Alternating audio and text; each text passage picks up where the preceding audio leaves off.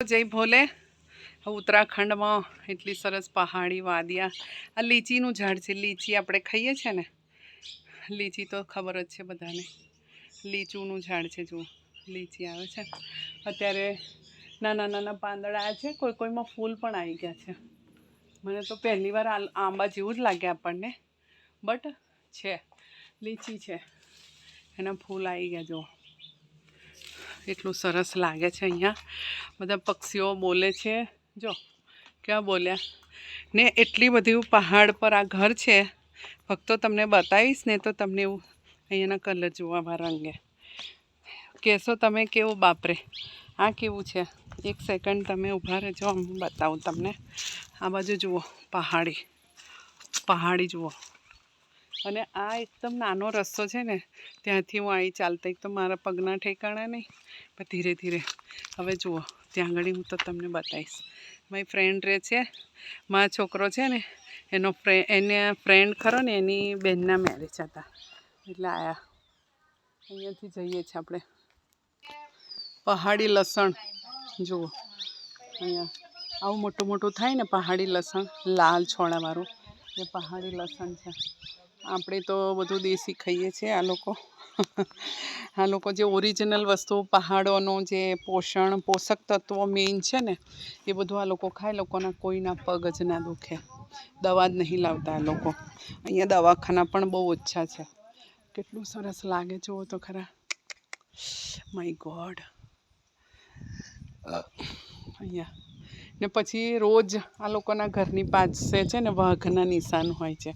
રોજ રાતે કંઈક પાણીનું ટબ ભરેલું હોય ને, અહીંયા આગળ એક દિવસ પાણી પીવા આવ્યો તો વાઘ, એવું કહે છે. એટલે હંમેશા લોકો ચેતેલા રહો, રાતે એકલા નહીં નીકળતા બહાર. આ ઘર છે જુઓ કેવું સરસ રંગેલું પહાડોમાં. આ ઘર રંગેલું. માય ગોડ, નજારો જુઓ.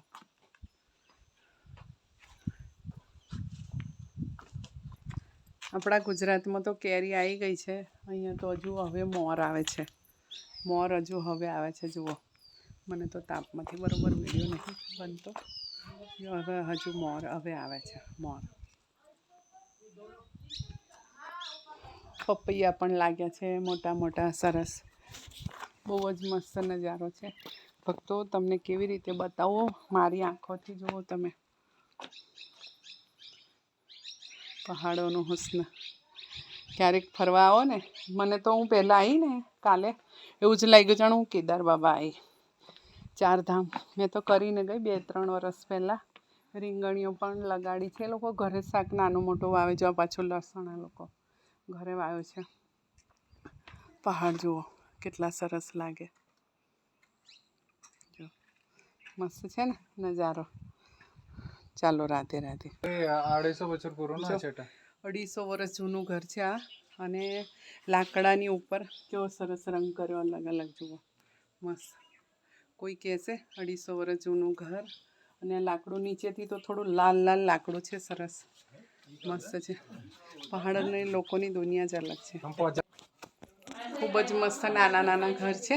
જુઓ અહીંયા અડી જવાય એવી રીતે નાના નાના જ ઘર છે. લાકડાનું 250 વર્ષ જૂનું ઘર છે. લાકડાનું મસ્ત નાનું. જુઓ એકદમ રૂમ નાના નાના જ છે. બહુ સરસ. એટલા પ્રેમાળું છે આ લોકો તો બાપરે. ભોલે બાબા મહાદેવ મસ્ત છે.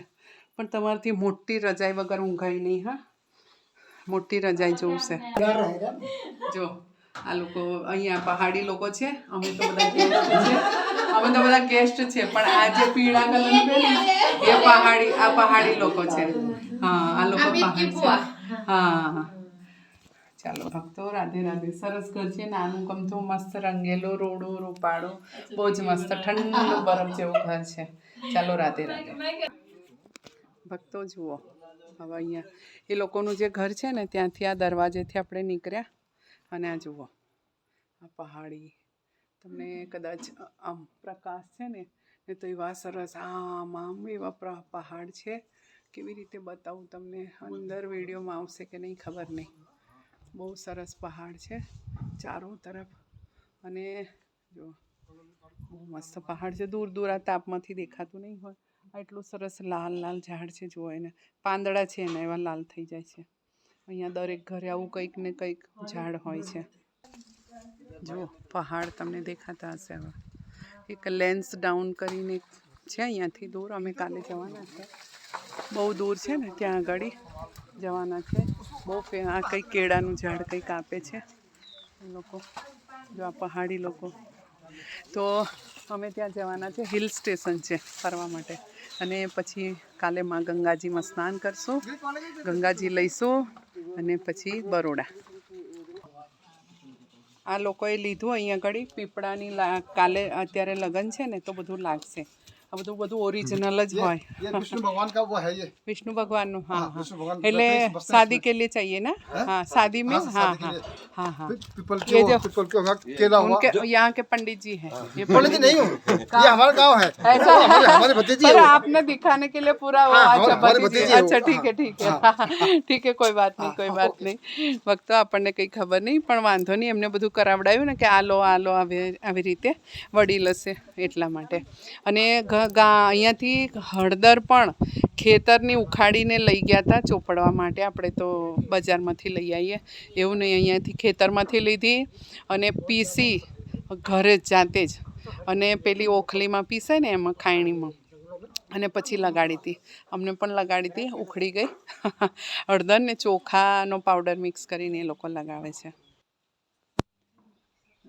જુઓ ભક્તો એક વસ્તુ બીજી તમને બતાવો અહીંયા આગળ ભલે પહાડોમાં ઘર અહીંયા આગળ છે ને 9 થી 10 જ ઘર હશે આ એવું ગામ છે ખાસું પહાડી પર છે પણ 9 થી 10 જ ઘર છે આ લોકો કેવી રીતે રહેતા હશે જંગલમાં ભગવાન વાઘની સાથે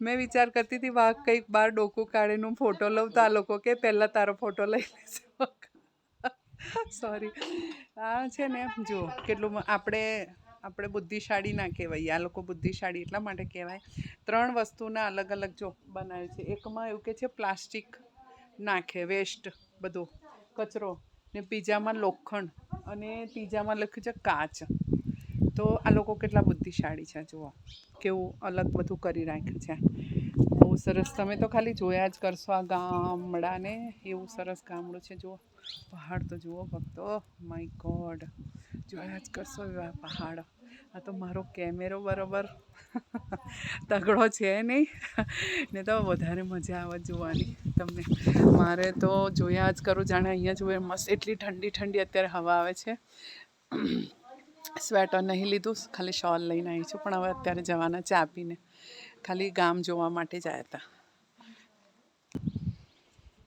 જડીબુટ્ટીવાળું પાણી પીવે પહાડોમાંથી આવેલું જડીબુટ્ટીવાળું આ લોકો શું કે આ બધું પાણી વાપરે એનું બધું ખાવાનું ભોજન બધું અહીંયા જ પકવે એ લોકો નાની નાની જગ્યામાં જ અને કેવી રીતે ચાલીને લાવતા હશે બહુ નાનો રસ્તો હતો હું તો કેવી રીતે ચાલીને આવી મારું મન જાણે ગાડી પણ બહુ સરસ ખતરનાક ચલાવી મારા છોકરાએ નાના રસ્તેથી માય ગોડ કેવું જીવન જીવે છે પણ નેચરલ જીવન